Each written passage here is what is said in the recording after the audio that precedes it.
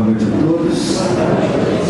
Muito bom a gente estar aqui, ter escolhido começar a semana assim, olhando para o horizonte, olhando para o infinito. É interessante a figura do equilibrista. A gente que precisa ter muito equilíbrio na vida, a gente pode lembrar da gente na corda bamba. Ninguém vai chegar ao outro lado se ficar olhando para os próprios pés na corda bamba, não é? Tem que olhar para o infinito. E hoje nós viemos aqui dar uma olhadinha no infinito, que é nos relacionar um pouco com o infinito, com a eternidade, com a perfeição, com Deus. Então, parabéns pela decisão nossa. Mas nós viemos, por mais risonhas e coloridas sejam as pessoas, todos nós aqui viemos empurrados pela dor. Ninguém aqui ficou na dúvida se ia ver o que tem nessa altura. Faustão, olha que coisa legal. Dar uma passeada no shopping, na praia, ouvir ao semente à toa. Agora, ou um tempo atrás, a gente veio empurrado pela dor. Então a dor é desses fenômenos, desses temas que a gente precisa estudar, refletir, meditar. Não apenas nos livros, nos cursos, ainda que eu reforce o convite feito, venham os cursos, é bom, leiam os livros, é sempre fantástico, mas livros, cursos servem para a gente pensar a vida. Chega de ratos de sacristia, que são ótimos dentro dos templos e péssimos nas ruas. Ou na própria sacristia, a pessoa já é ruim na própria sacristia. Né? A hipocrisia dos religiosos foi acusada por Jesus, então a gente fica à vontade para falar disso. Ele falava para não tomar cuidado com os escribas e fariseus, para seguir o que eles falam, mas não fazer o que eles fazem. Eles colocavam no ombro dos outros pesos que eles mesmos estavam longe de querer carregar. E isso mudou tanto assim no religioso nos nossos tempos? Será que é? Infelizmente, não. Então pensar sobre a dor é uma questão fundamental. E historicamente, ainda que numa rápida passagem, a gente pode lembrar de duas culturas famosas pela sua religiosidade e que trataram muito mal a questão da dor, coletivamente. Uma delas, as pessoas tiveram algum contato mais popular através de novelas, Caminho das Índias, mas também livros, filmes, que mostram pra gente como a espiritualizadíssima sociedade indiana lida com a dor. Eles que são informados a respeito da lei de causa e efeito, de ação e reação, há muito mais tempo que qualquer outra sociedade. Eles conhecem como lei do karma, uma palavra em sânscrito que a gente repete, mas que vem de lá. Pois como eles veem a questão da dor lá? Eles separam a sociedade em castas, e é errado, por exemplo, aos brahmanes, que é a casta superior, ou a qualquer outra casta, ajudar os párias, que são a casta inferior. A lógica muito racional deles é que se as pessoas estão sofrendo por uma ação de Deus, por resultado da lei, por consequência dos erros que eles cometeram no passado e que agora estão colhendo os seus erros, quem somos nós para amenizar os sofrimentos dos outros? Cada um sofra a sua questão. E ainda por cima, quem sofre mais é inferior. Por quê? Porque errou mais. Não é lógico isso? Mas é humano? É certo? É bom? É justo? Como pode uma cultura tão espiritualizada ter uma ideia como essa? Porque a lei do karma não é a lei maior do universo. Porque quem é advogado, e mesmo quem não é, quem tem algum trato com leis, sabe que as leis não são todas iguais. Existe uma hierarquia nas leis. Por exemplo, a Constituição de um país é superior à lei ordinária. Só para dar um exemplo, existe uma Constituição Universal, perante a qual a lei do karma, ou a lei de causa e efeito, é uma lei ordinária. E quem revelou essa Constituição Universal foi Jesus, ao dizer que o maior mandamento, dentro do qual está contida toda a lei e os profetas, e são palavras de Jesus, ele expressou da seguinte forma: amarás o Senhor teu Deus de todo o teu entendimento, de todo o teu coração, com toda a tua alma. Mas há um segundo mandamento que é semelhante ao primeiro: amarás o teu próximo como a ti mesmo. Essa eu decorei porque vai cair na prova. Vocês procurem, né? Então, é sob a lei do amor que todas as outras precisam ser entendidas. É sob a lei do amor que todos os fatos precisam ser percebidos, inclusive e principalmente a dor. Quem compreende a dor do ponto de vista do amor não faria uma sociedade de castas. Não teria essa compreensão de que é errado ajudar quem sofre, ou teria? Claro que não. Pois a segunda cultura muito conhecida pela religiosidade, se não pela espiritualidade, mas pelo menos pela religiosidade, era a cultura judaica, que tem lá no Antigo Testamento um preceito de como cuidar, como tratar os doentes, que eles chamavam de impuros. Olha que coisa interessante. Quem tinha lepra, quem tinha qualquer doença maior, era chamado de impuro.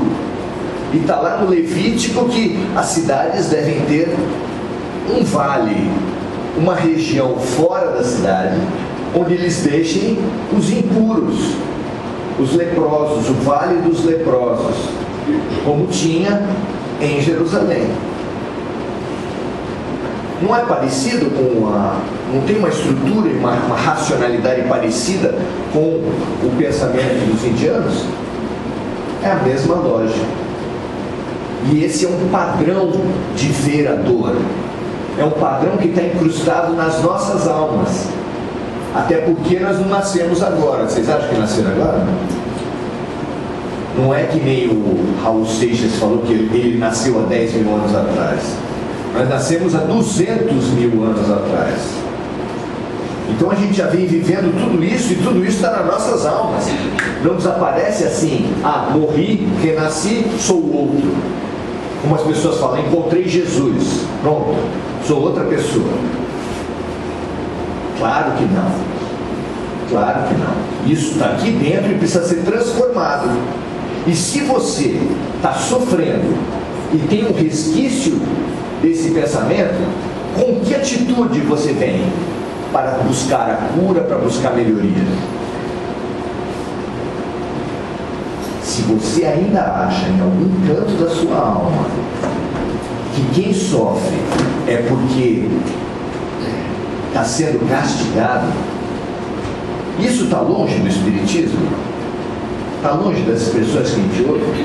Estou pagando o meu karma.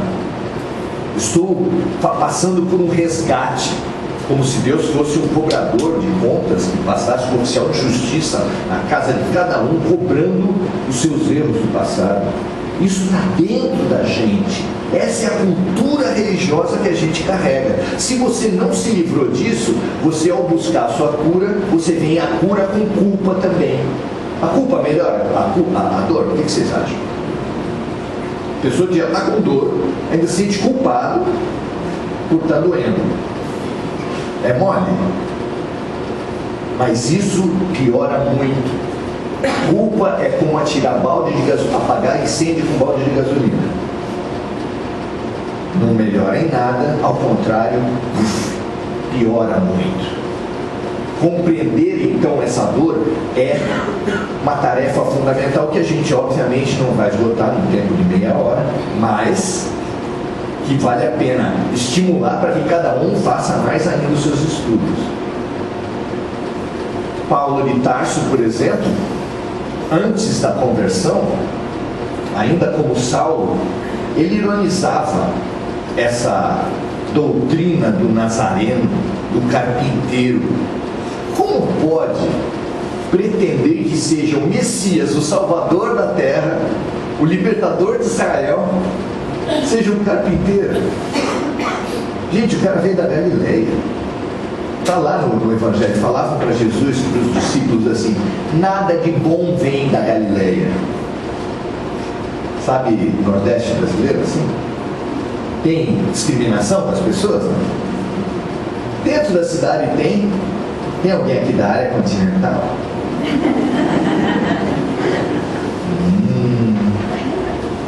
A gente diz que dentro das famílias não tem isso? Toda família tem um lado, uma banda podre, não é? E aí vem o Natal. Meu Deus, o Natal. E a gente é obrigado a conviver com certas ou erradas pessoas, né? Nós puros temos que conviver com os impuros. Quem não tem isso? Não é verdade? Às vezes é no trabalho. Vocês já ouviram falar dos invisíveis no trabalho? Pessoal da limpeza, pessoal da segurança, são seres invisíveis. Naturalmente são pessoas de segunda classe, que não merecem a nossa atenção. Aqueles que a gente lida, que estão no nosso nível, aí sim, aí a gente conversa. Mas as pessoas de outra classe são aquelas pessoas. Não entram na lista de aniversário do setor. Vocês já perceberam isso? Não entram. Isso é muito diferente do que a estrutura de castas da Índia e o Vale dos Leprosos de Jerusalém? É muito diferente, vocês acham? É o mesmo padrão nas nossas famílias, nos nossos trabalhos. E Paulo ironizava isso e fechava a porta para o próprio Jesus. Notem, Paulo de Tarso, o homem escolhido, na época Saulo, o homem escolhido por Jesus para vir à terra e ser aquele que difundiria o Evangelho para os gentios, que eram, com esse termo de desprezo, como eram denominados não-judeus. É interessante que algumas culturas têm nomes pejorativos para aqueles que não são daquela cultura, como bárbaros. Os romanos chamavam os não-romanos de bárbaros. Até hoje a gente fala: nossa, fulano cometeu uma barbaridade. O serial killer, por exemplo, cometeu uma barbaridade. Isso tudo vem de um orgulho, de um pedantismo do Império Romano. Os japoneses têm um termo de gaijin, né? Os ciganos também têm um termo. Nós aqui chamamos de estrangeiro, mas não tem ainda essa capacidade. Às vezes até a gente idolatra os estrangeiros, acha que porque estrangeiro falou inglês é melhor que nós, né? Mas é muito comum que a gente considere o diferente, e a dor vem para a gente com uma característica assim também. A dor vem com essa característica. E o que chamou a atenção de Paulo de Tarso, quando ele foi até a casa do caminho, tentar conhecer essa heresia que era o cristianismo, que era a casa do caminho, ele foi lá e ele viu, além da reunião onde tinham pessoas de variadas classes para ouvir a mensagem da Boa Nova, tinha uma multidão de estrupiados, doentes, prostitutas, pobres, excluídos, que eram todos acolhidos por Simão Pedro. E ele ficou horrorizado com aquilo. Ele ficou bestificado com aquilo. E tem um encontro ali que é descrito de uma figura proeminente de Israel, que pegou lepra, porque rico também fica pobre, fica doente, viu gente? O tem algumas situações que o rico também recebe o preconceito inerente àquela doença. Vocês lembram, pelo menos no início da AIDS, como é que era tratado?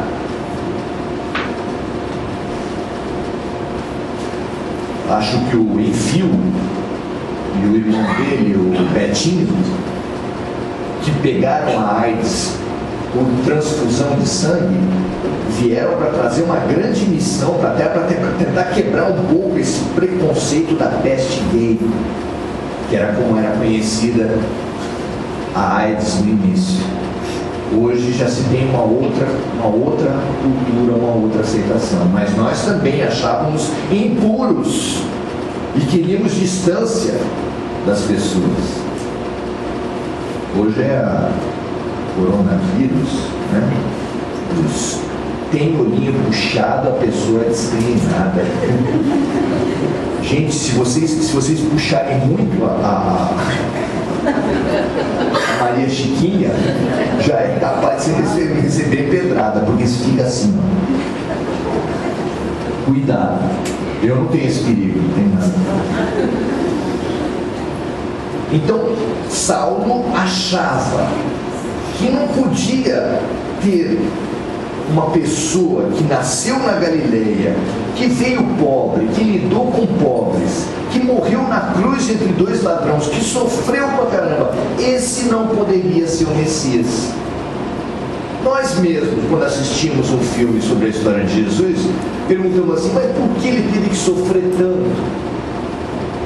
Por trás dessa pergunta vem uma incompreensão, vem um eco dessa ideia antiga de falar que quem sofre não é digno, é impuro.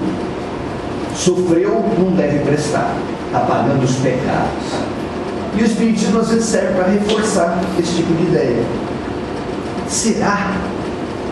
Será que a lei de causa e efeito é o inferno dos espíritas? Vale a pena pensar a respeito disso e quebrar essa cultura. Por quê? Porque se o mandamento maior do universo é o quê? A lei de... Aí cai na prova, não dizer. Então vamos fazer de novo. Volta aqui. Se a lei do universo é uma lei de... uma lei de amor, como nós vamos chegar a esse amor puro exemplificado por Jesus? Como? Vocês acham fácil, do jeito que a gente está hoje, chegar no amor puro? Alguém tem ideia de como? Tem algum atalho aí? Alguém tem um caminho, uma receita? Ana Maria Braga, 2 porções de farinha, 1 de óleo. Jesus tem. Jesus tem um exercício que, seguindo ele, nós vamos alcançar o amor. Por quê? Porque nós partimos, o lugar existencial de onde nós partimos para um dia chegar ao amor, chama-se orgulho e egoísmo. Isso foi revelado para Kardec, que a fonte de todos os problemas humanos vem do orgulho e do egoísmo. É só você investigar. Investiga, uma disputa de vaga em dia de Black Friday vai falar para você de orgulho e de egoísmo. Qualquer conflito humano entre países, entre nações, entre indústrias, vai falar para você de orgulho e egoísmo.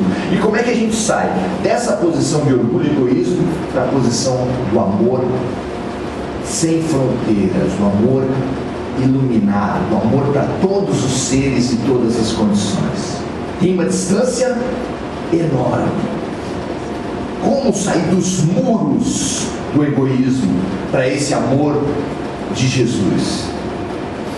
Ele falou que isso se faz pela empatia, não tinha esse nome naquele tempo, pelo exercício do que na religião se chama-se compaixão. Compaixão é você, quer dizer reciprocidade, e paixão quer dizer sentimento. Compaixão é sentir junto. Depois a psicologia chama de empatia ou alteridade, que é colocar-se no lugar do outro. Isso expande a alma. Isso expande a alma, você aprender a se colocar no lugar do outro. E a gente faz isso facilmente o tempo todo com a maior boa vontade, não é isso? A gente não vê isso? Toda a humanidade está sempre pronta a se colocar no lugar do outro. Ele não vê isso? Eu também não vejo. as pessoas sofrem à nossa volta, mas a gente tem todos esses estratagemas, essas ideologias para justificar o nosso orgulho e a nossa indiferença. Pobre que está na rua, claro, é vagabundo, é chamado de vagabundo. As pessoas falam, tem um mendigo, chamam um mendigo, é sinônimo, mendigo é igual a vagabundo, né? Então, a gente usa todas essas ideologias, a pessoa está na rua porque não quer trabalhar, para afastar as pessoas de nós. Eu não dou dinheiro porque ele pode comprar pinga, pode comprar droga, e a gente vai com isso justificando a dor do outro e se afastando. Por exemplo, o teu irmão chega para você e fala que descobriu que o filho dele está usando drogas. Você aproveita a ocasião para jogar sobre o teu irmão todos os recalques que ele já tinha. Está vendo? Não sabe cuidar do filho? Olha, sabia que isso ia acontecer. Eu te disse. Agora, colhe o que plantou. Ainda usa as escrituras, se duvidar o espiritismo. Tá vendo? Por que você não faz? Por que você não pensou melhor ao dar muito brinquedo para o teu filho? A gente tem todas, pisa ainda. Só que, se você toma essa atitude, pode ser que passe um tempo e você comece a perceber algumas atitudes diferentes do seu filho. Ou pode ser que você mesmo acabe se viciando em drogas, porque isso não é uma questão só de alguns, isso é uma praga que está por todo lado. Até porque não tem só o vício no crack, na cocaína e na maconha. A terapia, a metodologia dos 12 passos do AA, hoje é usado para chocólatras, consumidores compulsivos. Está vendo como tem vício para todo mundo? Sexólatras. Tem um grupo que usa os 12 passos que chama-se Mulheres que Amam Demais, que tem um vício por desenvolver uma forma de afetividade controladora, destrutiva, sufocante, e só chama mulheres porque elas querem que seja apenas com mulheres, mas é certo que homens têm esse padrão de comportamento do mesmo jeito, não é uma prerrogativa feminina, é claro. Então, essa maneira de ver o mundo, de achar que o problema é dos outros, que a dor dos outros tem que ser curada, tipo assim, cada um no seu quadrado, isso está muito enraizado na gente. E como superar esse tipo de coisa? Exatamente pela Constituição Universal. Olhando tudo e percebendo em cada um que sofre à tua volta um convite. Porque a lei age assim. Deus coloca duas pessoas que têm as mesmas características num casamento. Você já percebeu isso? A gente às vezes critica demais o cônjuge, mas se tiver um amigo bem lúcido e sincero, ele vai falar assim: olha, tu também não escapa não. Coloca num prédio pessoa parecida contigo e você critica, aponta e horroriza. Nossa, que absurdo! Coloca na dirigência do país corruptos e os brasileiros, na sua inconsciência, acham que uma nave espacial caiu em Brasília cheia de corruptos e só tem corrupto lá. E que por uma injustiça danada nós estamos sendo governados por corruptos e malucos. Não tem muita gente que pensa assim? Só que o nosso jeitinho e a corrupção deles são irmãos gêmeos. São muito próximos. E a gente, sem perceber, a nossa doença não se cura. Não enfrenta a nossa doença. Como não enfrenta num prédio achando que o problema do prédio é o outro, como não enfrenta no casamento achando que o problema é sempre o outro. A dor vem como um espelho. E é lindo pensar isso. É maravilhoso e é urgente pensar assim. É como se uma mãe que quisesse que o filho não sofresse ficasse entre duas tecnologias. A primeira isolar o filho do mundo, porque tem muito vírus e bactérias no mundo. Então, se ela isolar completamente o filho do mundo, o filho não vai adoecer. Não tem gente que esteriliza tudo perante os filhos? Nossa, é uma loucura. Tem outro que fala, dá vitamina S, né? Um pouquinho de sujeira faz bem. Esses dois padrões são muito interessantes, porque você pode ter um projeto de vida para o seu filho, de isolá-lo do mundo, porque o mundo é impuro, é cheio de bactérias, cheio de agentes patogênicos, e no outro, dar vacina. Dar vacina. O que é dar vacina para as crianças? Imagine uma pessoa que vai levar uma criança para vacinar e seja sincerona. Filho, vamos tomar uma agulhadinha hoje? A moça vai chegar e vai colocar 1 centímetro dentro do seu braço, uma agulha assim, tá bom? O que você acha que a criança vai falar para você? Daí você, para melhorar a situação, fala, não se impressione não. É que essa agulha é para colocar um pouquinho de doença no seu corpo. Ela está falando a expressão da verdade. E a criança vai gostar? Nós somos essa criança que não entendemos a vacina e que achamos que o bom é se isolar do mundo. E o que nos isola do mundo? Que paredes, que muros, o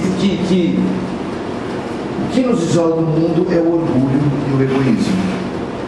Como se a gente, se isolando do mundo, pudesse ter uma vida melhor, mais preservada. São as grades das nossas casas, os muros altos, as câmeras,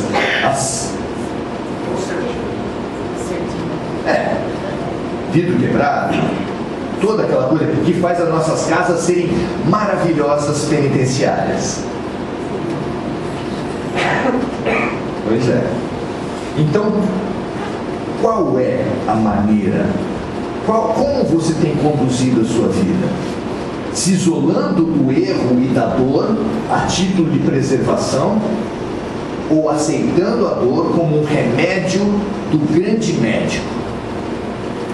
Qual tem sido a tua postura?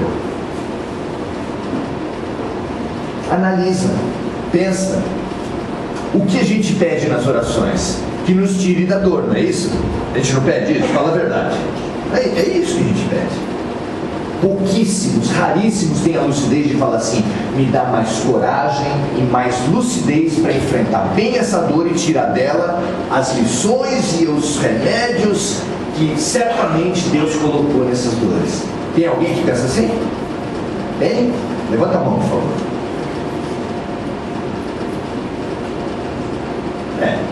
2 para 100, a gente está bem. O que você acha? Nós temos ou não temos alguma coisa para rever na nossa cultura da dor? O que vocês acham? Temos tudo para rever. É momento da gente rever, até porque a medicina mais sensível já sabe que a atitude do doente é metade da cura, coisa que Jesus já revelou 2000 anos atrás, quando ele falava, a tua fé te salvou. Metade da cura era da pessoa, a outra metade era de Jesus. E continua sendo, viu gente? Então, se a gente não rever a nossa atitude perante a dor, só vai ter alívio. Vinde a mim, todos vós que estáis sobrecarregados, porque eu vos aliviarei. Então venha até essa e até outras casas de oração. Você vai ser ajudado em todas elas, cada uma do seu jeito, e vai ser aliviado. Venha, peça ajuda e se abra para a luz. Então, nós vamos receber as luzes e as curas com a profundidade que a nossa mente alcançar. Quem estiver querendo só um problema, uma cura superficial, vai receber a cura superficial que é chamada por Jesus de alívio. E beleza, ser aliviado é bom para quem está com dor. Ótimo. Quem tiver com mais condição de absorver a experiência da dor, vai ter mais profundidade na cura que vai receber. E vai perceber que precisa, para muito além de afastar os sintomas, ele precisa também mudar os padrões que geraram sintomas. Quem já me ouviu falar disso, para mim é uma figura que eu não esqueço mais, de ver um senhor que tinha feito uma traqueostomia por um nódulo cancerígeno na traqueia, e que traqueostomia é aquele furinho que coloca assim. No caso dele tinha um plástico que tinha um furinho no meio, e não é que o furinho tinha a exata espessura de um cigarro, e não é que ele fumava pela traqueostomia. Saía.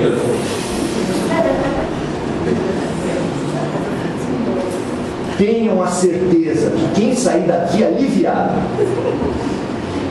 e já da porta, já vou estar pensando, o que eu vou fazer com fulano?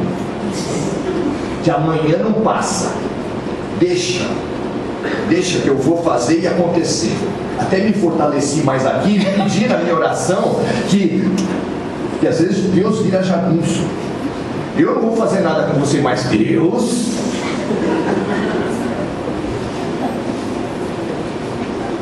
Então, vacina ou bolha de plástico, ou isolamento social? O isolamento pelo egoísmo, a vacina, que é quando você recebe os agentes patogênicos das outras pessoas, colocando-se no lugar delas, e não só expande a tua mente, expande teu coração, mas aprende com a dor do outro. Amplia o teu coração com a dor do outro. Se expande em compaixão com a dor do outro. Qual tem sido a tua alternativa? Você dispõe a mudar um pouco? Você vai receber hoje o alívio, daqui a pouquinho. Os aliviadores estão aqui, ó. E venham sempre, independente de mudar de atitude ou não mudar. Venha sempre, nós estamos abertos para isso. Mas Deus também está te oferecendo uma cura mais profunda. Que você receba o alívio, mas receba também a mensagem de: se eu não mudar, se eu não estiver disposto a entender a lição que está por trás da dor, a dor vai voltar. Não é praga, gente. Não é praga. É só porque Deus nunca desiste de nós. E a gente é que não deveria desistir de Deus. Obrigado, boa noite.